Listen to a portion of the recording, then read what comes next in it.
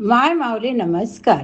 त्रिवेणी ओवी जागर सणवार उत्सव उपक्रमात आज आपण चैत्र महिन्यातला पहिला सण गुढीपाडवा सणाची महती अभिवाचनातनं समजून घेऊया.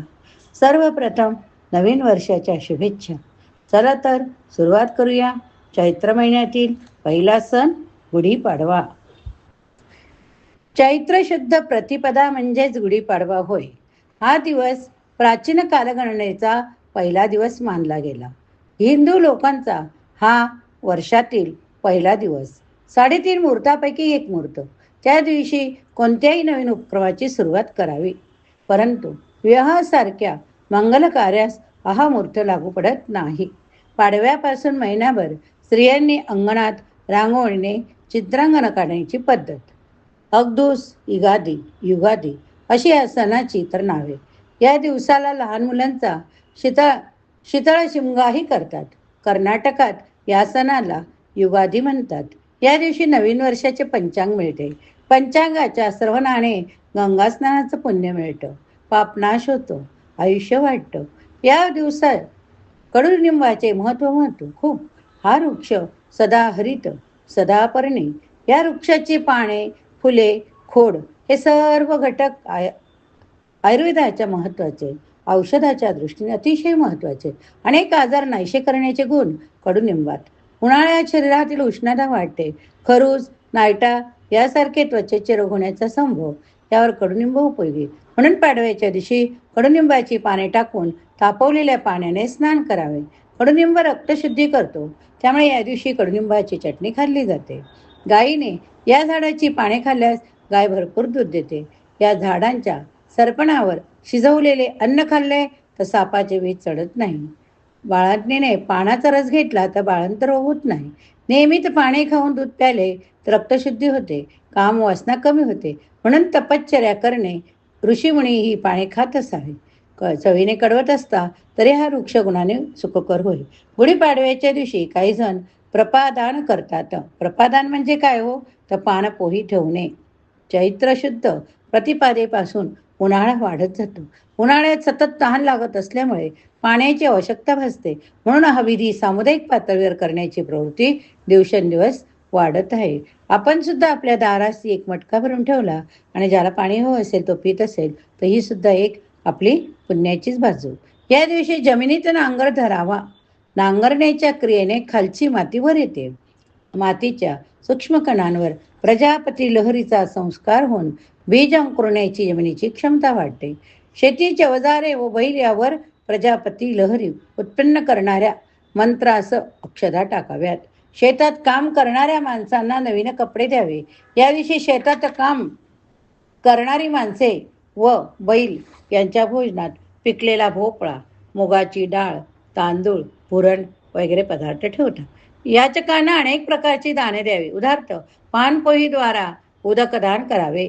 पितर संतुष्ट होतात.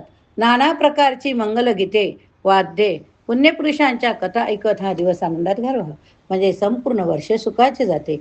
या दिवशी गुढी उभारली जाते. गुढी उभारण्याची पद्धत काय हो?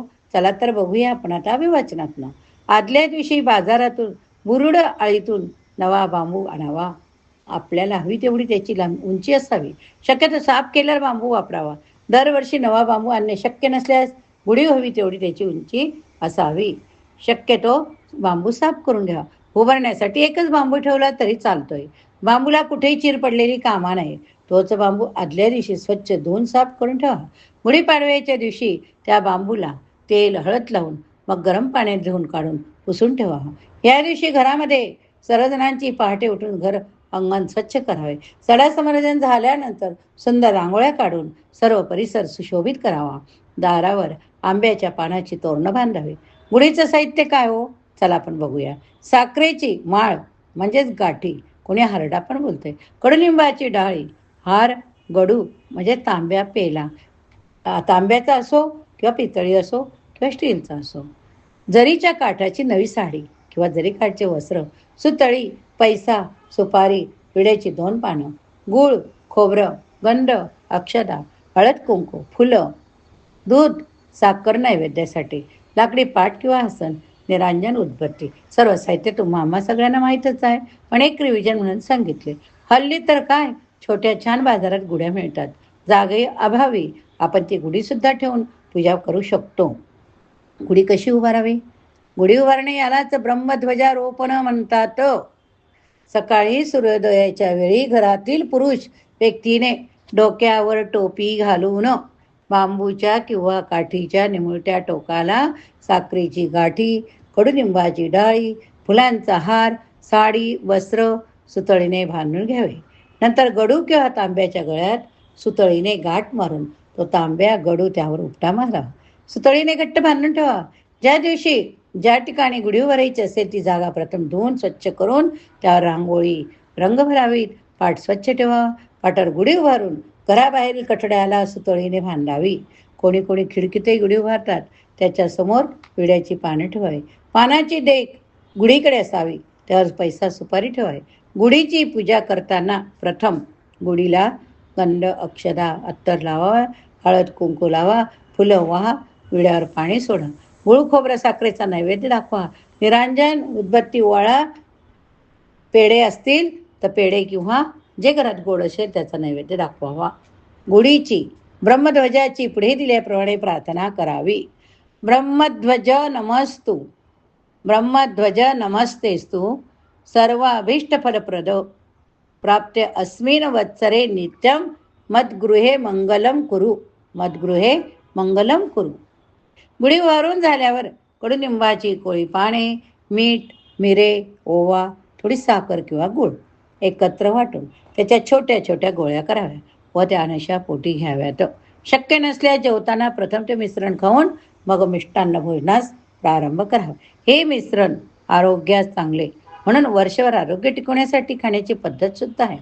त्यानंतर जेवणाच्या ताटाचा नैवेद्य गुढीला दाखवा. त्या दिवशी सर्व वर्षाचा पहिला सण आहे म्हणून बरेच जण पुरणपोळी करतात किंवा दुसरा गोड पदार्थ पण करतात. पुरणाबरोबर खीरही करतात, तळण करतात. सायंकाळी सूर्यास्ताच्या वेळी गुढी हळद कुंकू लावून दुधसाखरेचा नैवेद्य दाखवावा.